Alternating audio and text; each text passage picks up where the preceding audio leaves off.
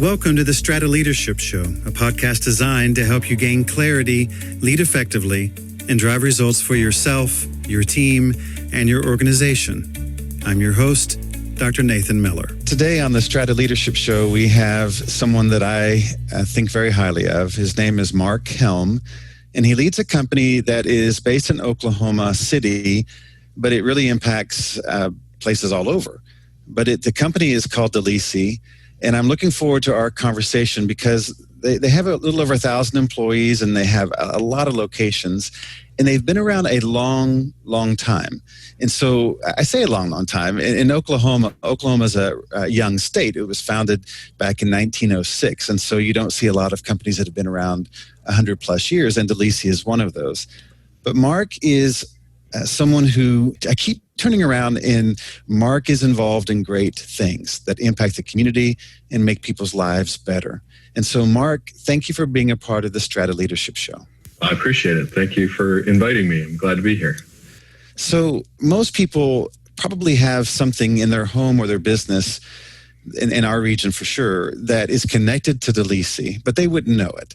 Can you tell us a little bit about your company? Sure. We as you said, we're an old-time company. We started officially, we used the year 1902. That's when the first stock was distributed for Dolese. So we've been around a long time. The company actually started in the Chicago area, mining stone for the railroads, and they followed the railroads as they were expanding west, had locations in many different states, but over time really consolidated into the Oklahoma area. With quarries, and then in the 20s went into the ready-mix business and the sand business, and then expanded a little bit into some other minor businesses, some retail products for finishers, contractors, that type of thing. And we're obviously in the trucking business because we truck a lot of material as well. As you said, just over 1,000 employees. We have about 60 locations spread out across Oklahoma. All of our locations, well, except for one recently, all of our locations are in Oklahoma. We recently purchased a rail distribution yard in the Fort Worth area, and we're shipping materials into Dallas-Fort Worth. So most of our locations are in Oklahoma, but we kind of spill into Texas and into Kansas as well. So we've been around a long time. We're a basic business. We crush stone. We mine sand as well, and we mix that in concrete, and we also sell it to a lot of customers for other concrete, for asphalt, for many different purposes. We grind some materials fine that goes into shingles and into different mineral filler products. We like to say that nothing in the built environment starts without something that we make. I did a video here not too long ago in the middle of the new Scissortail Park in downtown Oklahoma City. And it's a great spot. It was a video update for our employees. It's a great spot because when you stand in the middle of that park and you look north, you see the Devon Tower, you see the BOK Tower, you move around, you get to the Chesapeake Arena, then you get to the new Omni Hotel that's recently being finished up, and then the new big convention center. And you wouldn't know it, but all of those products, or all of those construction projects have our products in it. Stone, sand, concrete, and block. So nothing starts without what we do. And we're trying to get that message to all of our employees. Now, for those who are not from Oklahoma, the description he just provided is an amazing laundry list of all-star facilities and landmarks. The Devon Tower is the largest building in Oklahoma, if not the region. And then what he's describing really is the heart of the city, which in many ways is the heart of the state. I also noticed that your company was deeply involved in Route 66.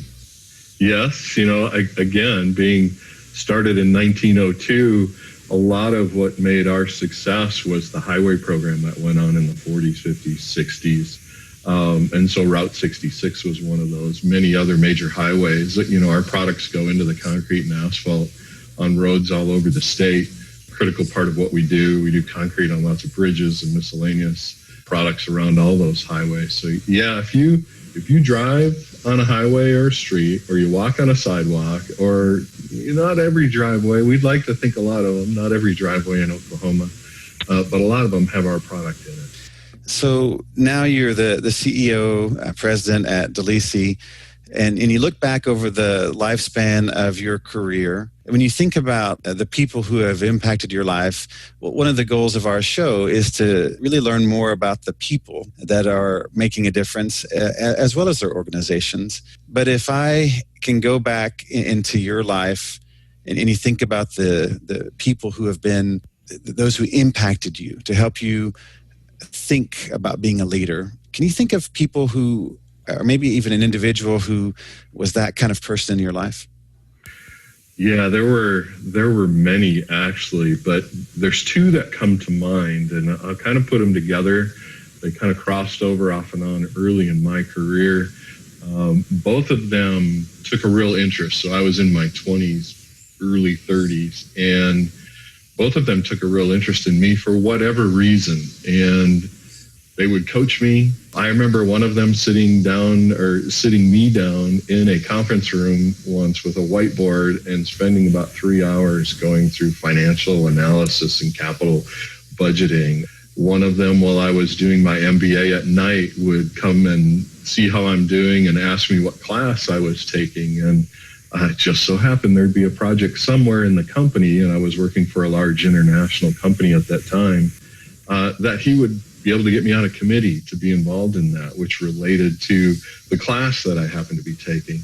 You know, both those guys, just for whatever reason, they were mentors, and I never asked them. They never said they were, but they took a real interest and really helped me, and I owe much of my career and where I am today because of those two guys early on. And then there's been many others along the way. So tell us about your childhood. Where did you grow up? Well, I grew up in Minnesota. I'm Minnesota born and raised, a northern suburb of Minneapolis. Had a good childhood. My mom was a cook, ended up being the head cook at the high school that I went to. My dad was a carpenter in commercial construction all around Minneapolis. You know, a large city, lots of opportunity. Also, when I was young, my parents bought a piece of property on a lake in northern Minnesota. So as much as growing up in the big city, I also spent almost all of my weekends and holidays on this lakeshore property in northern Minnesota, hunting, fishing, just playing out in the woods or working whenever my dad would make me cut down trees with him or whatever it might be. So it was a good childhood, plenty of challenges along the way, though. I learned a lot of things when I was young. So for those of us who have not spent a lot of time in Minnesota, I've been up there a few times and enjoyed the time there. What is one thing that you would tell people who have not spent a lot of time in Minnesota about life there? What is great in Minnesota? You know, one of the things living in Oklahoma, we talk about the outdoors here, and it is great, but, you know, the combination of lakes and forests in northern Minnesota, it's gorgeous. Now, you got to get used to the weather because it gets pretty extreme. It's hot and humid in the summer. The springs and falls are absolutely gorgeous, and the winter can be pretty brutal. But, you know, if you live there, you adjust and you get used to it. But a wonderful place, good people. It was a good place to grow up. When I was in high school, I was a janitor at the high school I attended, which is a challenge at times. And in other ways, it was really helpful because you got to really understand how the place worked. And I had a lot of respect for the people who worked in the cafeteria because I would get there early and they had already been there for a while. And that is a life that's not an easy. Your parents' professions, neither one of those were easy. But what was it like having your mom be a cook at the high school? You know, luckily, as you said, it was a pretty engaging job. It was a lot of hard work and a lot of time. So she really didn't notice much of what I was doing. So she wasn't too involved in what was happening. But I will say I agree with you. With both of my parents in that kind of occupation, I learned hard work. I heard a lot about it. And there were times my dad made sure I learned how to work hard. And when I was in college, when I graduated from high school, started college, I had the opportunity to work for a couple of contractor firms. And I was a laborer during many of my college years, which was great because they paid really well, so I could pay for school. But in the same breath, you know, there were a couple of summers I spent most of my time on the end of a jackhammer taking out concrete. I can tell you that now in my career, I much prefer putting it down than taking it out. It was a lot of hard work and hot and dusty and all those things. Well, that's great. So you earn your way through high school and then on to college, and then you start making your way through college. When did you get on the path that you would say had helped lead you to where you are now? I went to the University of Minnesota mainly because that's what I could afford. It was close to home, so I could start out as a commuter student. Started in architecture, but realized I wasn't artistic enough to be in architecture, so I had to find something else. And my brother, who is quite a bit older than me, and I were sitting down talking about school, and we had one of those class schedules and all of the descriptions of different programs that were out there, and I landed on the civil engineering program related to construction. I knew that. I like to see things being built, somewhat attached to architecture. So I went into that, and I was a pretty good engineer coming out of school, although I'm probably not as detailed a person as I need to be. So as I was in my industry designing projects and being involved, I realized, I'm good at this, but I'm not great. And then those two mentors that I mentioned, as I watched them as managers and leaders, at one point I decided, I think that's a direction that I want to go. And they were very encouraging. In fact, the one who would follow up on, how I was doing in school encouraged me to go get an MBA. So I did an MBA program at night while I was working for that company, and that really kind of steered me in the direction of management and leadership. When I talk to leaders about their lives and we get to that deeper level, I know very few leaders where, if any, where the path was just it was direct. It was from point A to point B. There is usually so much more that goes into that. And so you mentioned a pivot point in your life where you thought, hey, architecture might be the thing that I want to do. And then as you got farther into that, it did not resonate the way that you thought it would. And so you had to pivot. And that's a growth moment, but it can also feel like a bit of a failure, that this was what I wanted to do and it didn't work out that way. Even if what you decided was for the better, that you learned from it. Looking back over your life, and I ask you this because when I talk to young leaders, there's this sense that failure is the great fear. And they talk about that quite openly, that the thing that they fear most is failing. But it's through that failure often that they find clarity. Looking back at your life, can you think of things that felt like failures at the time, or maybe they just were flat out failures that helped you in the learning process to get where you are now?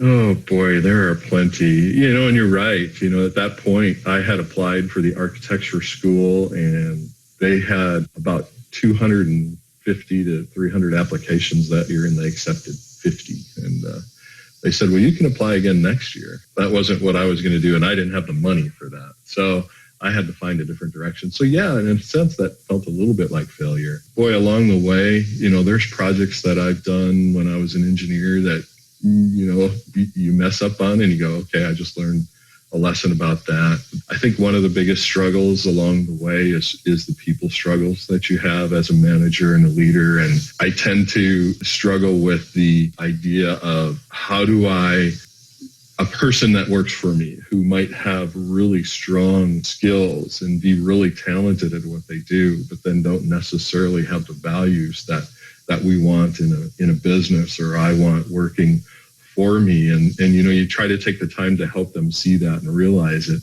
And probably one of the biggest challenges I've had and failures is waiting too long sometimes in those decisions, because it can impact your organization, your team, other people, and relationships quite a bit.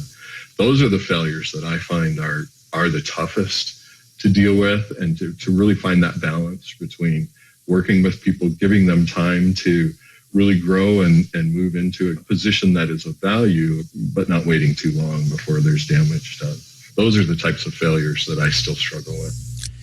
I appreciate you bringing that up, because one of the things that I've been told by more experienced leaders than me, and then I've seen in my own life as a leader, is what you're describing, is that tension between trying to develop the individual while also protecting the team. And I remember talking to someone who means a lot to me, someone who I had a chance to work with on some different occasions, a man named General Tommy Franks.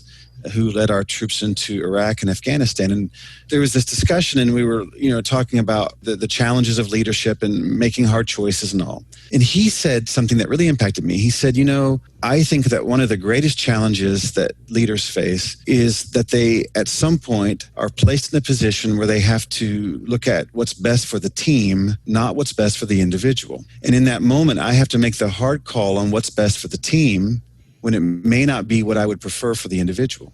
In that moment is one of those moments that every leader understands, where you are having these conflicting values. The value of, I don't want to give up on this individual, while I'm also with having the value collision of, but I also have to protect the team and the culture we're trying to create. And it's that turmoil that every leader understands who's been in that spot. And I appreciate that you wrestle with it. But that idea of values, your company is one that is recognized by both within your industry and by people outside of your industry because of their values.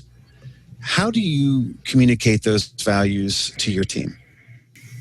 It's a constant battle to do that. Obviously, we all train people, and that's part of it. So you're constantly talking about values through your training, through the communications that you send out, whether that's newsletters or I do a weekly video update now since pandemic has started, various ways of doing that. But then something we really started just a couple of years ago that I think is having a really good impact on driving the values through is what we call our Rockstar program. And if I were to pick up one of the stones I have on my desk, it's got Dolese on one side and a rock star on the other. And then our managers also out in the field have been given this opportunity to say, when you see someone who has done something that fits our values or has gone over and above what they need to do, rock star recognition, give them a gift card. Typically, I get a list now of those folks and send them a thank you card. So that's something that we're really trying to do now, is recognize those people who are showing values, who are really working towards those values. But it's a constant communication and just a constant effort and energy. But the other is to make sure that we as leaders are following it. When I came into this role, one of the things that I really wanted to drive was safety. We had a pretty good safety program. Our company thought it was a lot better than what it truly was. And so I knew that we could get better. And so part of that was to really start to drive a safety communication, making what we call now safety a personal value for every employee. Well, that means that I've got to make sure that every time I'm on a site, every time I'm talking to someone, safety is mingled into that communication, and I've done all of the things that I need to do to make sure that I'm a good example on that value of safety. So it's all those things wrapped up. The tough part is it takes a lot of energy to make sure that you're doing that, and sometimes we just forget. And you're held up as an example, and it's easy to slip or to forget or do something that you didn't really plan on doing. So, I really appreciate that, and I appreciate the humility about it, and I appreciate the commitment to it. And I would say that to leaders that if you will talk to people who've been in leadership positions for a long time, they would say it again and again and again. You have to be clear about who you want to be.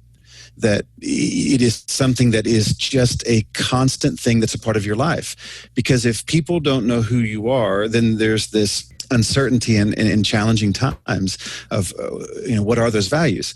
So our company gets hired by organizations quite often to work with them on their vision and values. And one of the things we try to get across is that the vision, mission, purpose, which are all different but similar, those things are typically aspirational. That is where you're trying to go. But the values tend not to be that way. That the values are really an echo of what has happened in the past. So when an organization says our values are these and they're not, it undermines everything. And so what we often will do is do something, we have a cultural analysis or whatever it is, and we go back and we ask, what are the things that you're willing to sacrifice for? What are the things that this value would mean that you would, die on that hill, so to speak?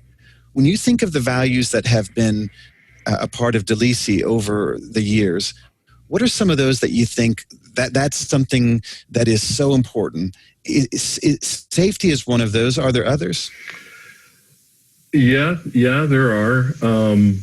We like to think that we have some standards. I'm going to have a quote here from Roger Dolese, if I can remember it. In 2001, when Roger Dolese, the previous owner who owned all of our stock, when he passed away in 2002, he sent a letter in 2001 to all the employees. And in that letter, he said, each of you can help keep the company in a strong competitive position by doing everything you can to improve our safety, productivity, and efficiency. And this is what's important. Without compromising our standards, we must conduct ourselves for the betterment of the community, regardless of what others might do. And he said if we do those things, we would remain an independent company, a strong company, well into the future.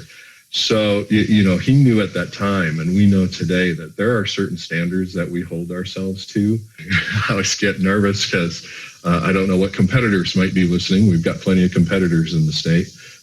Clean trucks, some of the environmental standards that we hold ourselves to as a value, various ways that we operate are really important to us and sometimes put us at a disadvantage. But those are the values that we hold ourselves to, and we continue to believe that if we do that we will always be successful going forward. So, yeah, sometimes those values are challenging. Mr. Dolese, when he passed, he created a few things that I find fascinating that reflected his values into the future. So that even though he had passed, his influence continues to impact lives. Can you tell us a little bit about some of the things that followed after he had passed away, that things that he had done to help open doors of opportunity for other people? When he was towards the end of his life, he was involved. He passed away at the age of 86. And I never actually got to meet Roger Dolese. I started in 2001, and he was never in the office at that point. He had determined that the company wasn't going to be able to be maintained independent because of the tax issues that were going to come at his death, because he owned all the business personally.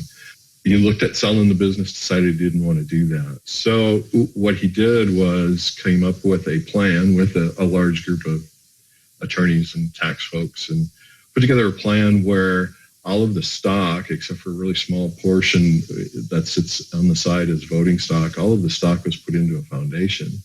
And that foundation then had to donate all the stock out to get it into charitable organizations. Where it was donated was 3 universities, OU, KSU, and OSU.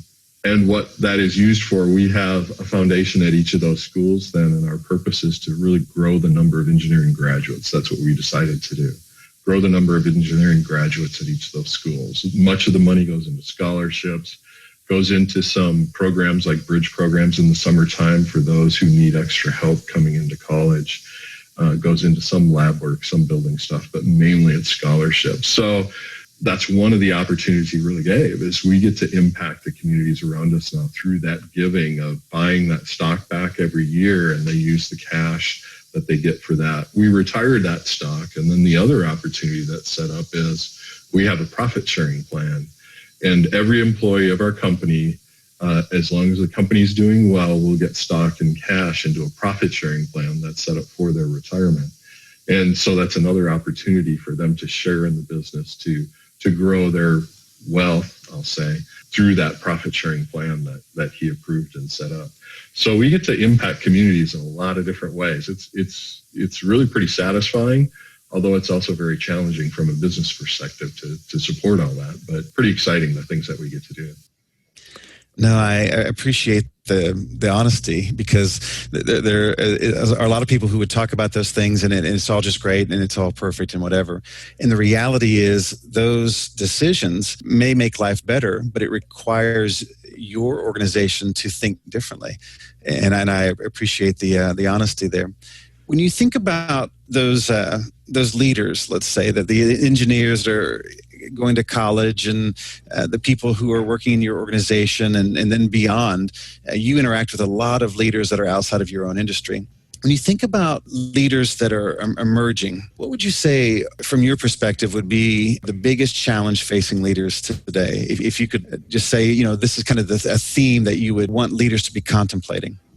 It's a great question because there's so many things you can say. I do get to talk to many of those engineering students because of our program. So I'm in quite often talking to them, listening to them, getting asked questions. And I think, there's so many challenges for young folks, but I get so energized by young engineers coming out. They're sharp and excited. And I kind of forgot what that was like, when you're 59 years old. But one of the things that I see is just a lack of patience in moving forward and where they're going to end up. And, how do I get that next position? And how do I get promoted to your job? I get asked that quite often. How do I become president of your company or a company?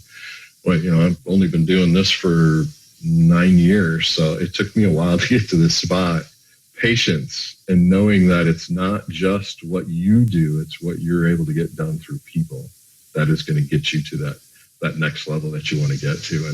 And that's something that I think everybody needs to realize. And then the other is, I came out of college and I graduated in 1984. And there weren't a lot of jobs available. There was a recession going on. Civil engineers weren't in high demand. I didn't choose to crush rock and mix concrete for a living. It was really the only job offer I got. But one of the things I realized is as I've gotten into a job in an industry that you can build some passion and really enjoy what you do. And it's not necessarily looking for the perfect job. It's getting in there and working hard and just enjoying what you do and the impact you can have. That's a message I also try to pass along when I'm talking to those young folks.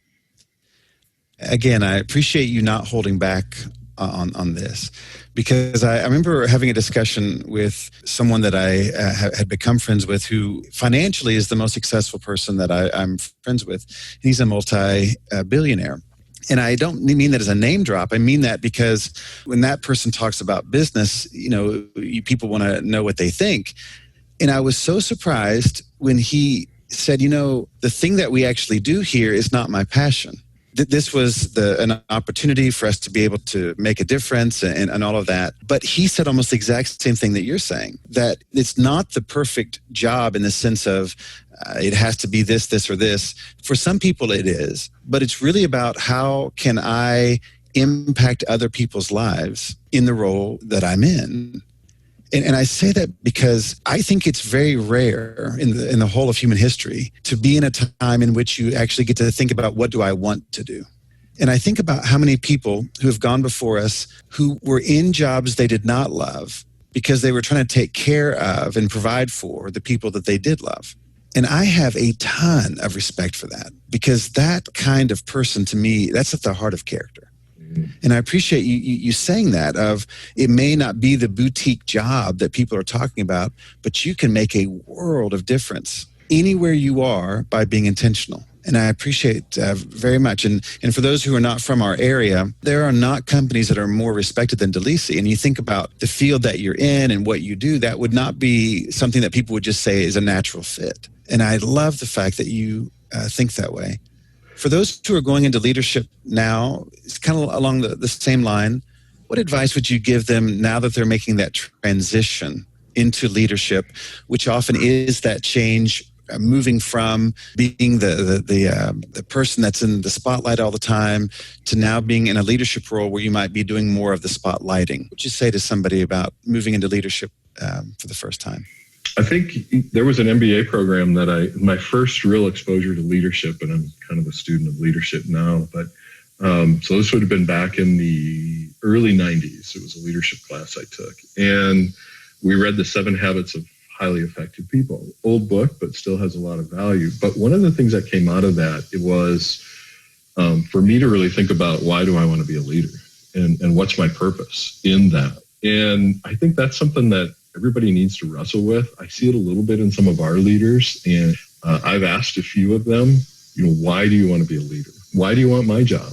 And I don't ask them to give me the answer, but I want them to think about it, because, I think you're a better leader if you're thinking about folks and the impact that you can have on them, rather than, what am I going to get those benefits out of it? Patrick Lencioni just happened to come out with a book around that here recently that kind of resonates as well. But what's your why? And there's a lot of that being talked about now, but I think it's important. And it's important not just for the why of the business, but the why of the person as well. At that point in time, my why became, how do I impact people positively through the relationships that I develop? And if I can go off and tell a little story, I last year was doing meetings with small groups throughout our organization, and I called them at the Helm meetings, which was kind of fun. I had a story that came from one of our supervisors, which touched me a lot and made me realize, even in a business that crushes rock and mixes concrete, you can have an impact. That supervisor said that before he came to our company, he was not in the best place. He was abusing alcohol. He'd been in jail. He was struggling with relationships. And when he came to our business, he started to see the values that our supervisors talked about and tried to emulate. And then some of the training and things that I would talk about and the things that we would do, and said it impacted him so much that it changed his life. And even his wife now says he's a different person than when he started with Dolese. And he kind of stepped back and go, never thought crushing rock. And he works at one of our quarries. He's now a supervisor. He started out as an hourly employee. Never thought working at a quarry could impact someone's life in that way. But it's pretty cool. Pretty cool. Again, thank you for sharing the real stuff, because those moments for a leader, that's everything. And just because someone hasn't said it to you doesn't mean that it hasn't happened. But every once in a while, somebody will say it. And in that moment, it is so energizing to realize that the sacrifices that you've made, because a lot of people look at the role that you might be in or whatever, and they'll think, well, I want to be successful. I want to have money. I want to have this, or this. What they don't understand is the sacrifice, the wear and tear that goes along with it. And I know it's hard to agree with me when I'm talking about you, but the idea is that that fades, the stuff, it fades quickly. And then you have that why question again, but why do you want to do this? And I love that you asked that question, and I love that you allow people to ponder it without being put on the spot. That's good stuff. So down that line in my last question, and I so appreciate your time. I know you're just incredibly busy, and you've got the size of a town, the number of people who work in your organization, and your time is extremely valuable. And so thank you so much for this today. But if you were looking at resources that you would recommend that have been helpful to you, and I'm not, what you might say right now could be just a very academic answer, and that would be great. But what I'm really looking for here is practically, really, what are some resources that you would recommend to help people who want to become a better leader? And that resource might be even finding people to talk to. It doesn't have to be like a specific book, or very well maybe. You've already mentioned two that are helpful. This is one you think about, and for me, if I look back on why I am where I am and how I got here, it's the mentors. And again, I didn't necessarily ask for them, but I listened. Once they were ready to put some energy into me, and there were others along the way, I was ready to listen and take that feedback and learn from them. So that's to me one of the big things is to find some people around you, peers, bosses, who will pour into you and help you.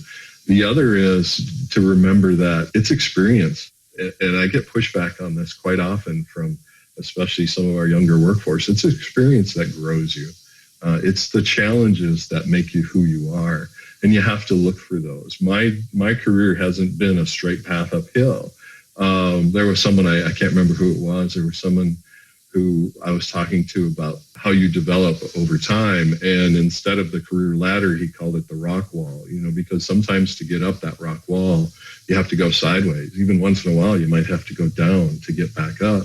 And that's been a large part of my career. But along the way, I've had lots of opportunities, challenges, and experiences to learn a lot about the business and a lot about people. And so I think that those who are coming up have to look for those challenges and those experiences and not avoid them, because sometimes they're going to be tough when you walk into them.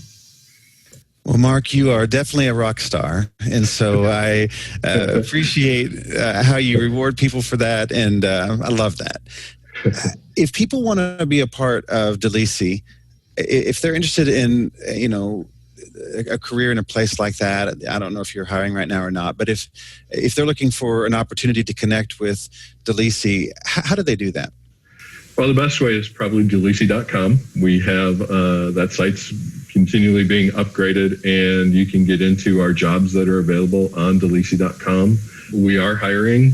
We're always typically adding someone somewhere. Some of the work that we have is hard for some of that hourly workforce. So we're always looking for those folks who are ready to get into a business and learn and come along. But that's the best place to start.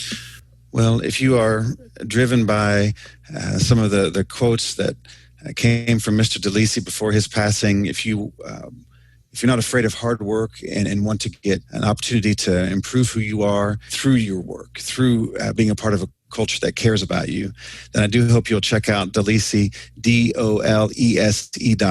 and learn more about them. Thank you, Mark, for being a part of the show today. For those of you who are listening in, I hope you understand that you're a part of a community of people who want to see you thrive. The world needs people who are willing to lead, who are willing to say, I want the ball. Not for self-promotion or self-gain, because that is a very temporary motivator. I'm talking about you care about people. You want to see life be elevated.